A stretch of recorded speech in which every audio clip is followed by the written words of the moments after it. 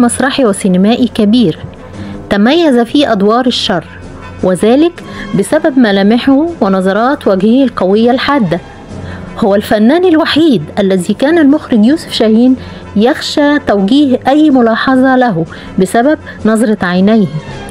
قيل أيضا أن الفنان الكبير زكي رستم كان كلما رآه ينحني له قائلا: اتفضل يا أستاذنا. نجم حلقة اليوم الرائد المسرحي الكبير عبد العزيز خليل. أهلا بكم.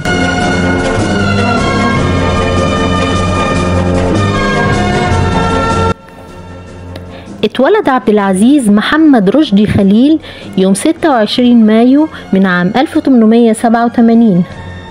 بدأ حياته موظفا بالسكة الحديد، لكن لعشقه لفن التمثيل ضحى بالوظيفة الميري وانضم إلى بعض فرق الهواة، ومنها إلى فرقة الشيخ سلامة حجازي. حدث هذا عام 1908. ثم فرقة أولاد عكاشة، ولما تأسست شركة التمثيل العربي انضم لها وأصبح من أبرز أعضائها،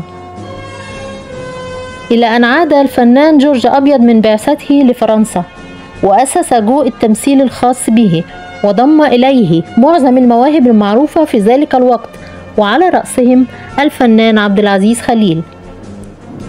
كان هذا في عام 1912. وفي عام 1915 انضم عبد العزيز خليل إلى فرقة منيرة المهدية، وهناك أسند إليه بجانب التمثيل مهمة الإخراج والإدارة المسرحية، وحقق نجاحا باهرا لولا حدوث بعض الخلافات بينه وبين محمود جبر زوج منيرة المهدية، الأمر الذي أدى لخروجه من الفرقة. وعند تأسيس الفرقة القومية عام 1935 انضم إليها عبد العزيز خليل، وشارك في تمثيل وإخراج عدة عروض مسرحية، منها على سبيل المثال غروب الأندلس، شمشون ودليلة، عزيزة ويونس، والسائرة الصغيرة.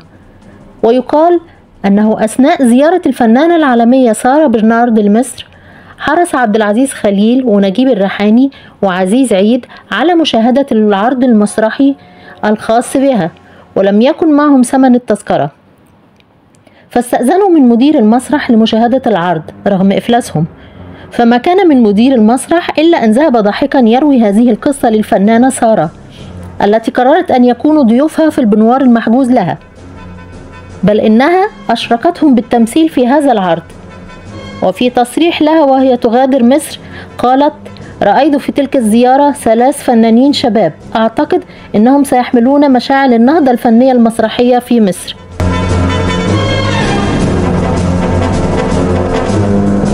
أيضا عبد العزيز خليل في تأسيس أول نقابة للفنانين، وكان مقرها في ميدان باب الخلق، وانتخب رئيسا لها.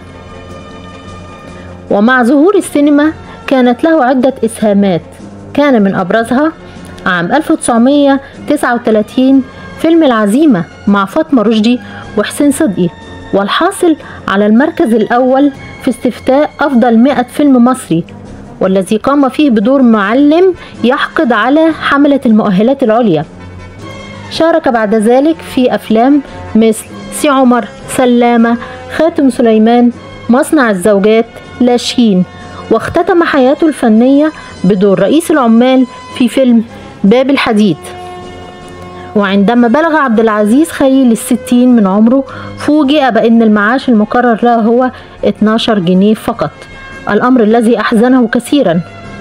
وعندما ذهب إليه محرر من مجلة الكواكب فوجئ بالمستوى المتواضع الذي يعيشه هذا الفنان الكبير، وعلم أن معاشه يصرف بالكامل على علاجه. عندئذ نشر تحقيق صحفي عنه مطالبا وزارة الثقافة برفع قيمة المعاش، وبالفعل استجاب المسؤولين ورفعوا معاشه من 12 جنيه إلى 40 جنيه. لكن القدر لم يسعفه لصرف هذا المعاش، يرحل عن عالمنا يوم 11/2 عام 1969 عن عمر ناهز 77 عاما. رحم الله الفنان الكبير عبد العزيز خليل. رجاء لا تنسوا تفعيل الجرس كي يصلكم كل جديد. شكرا لكم.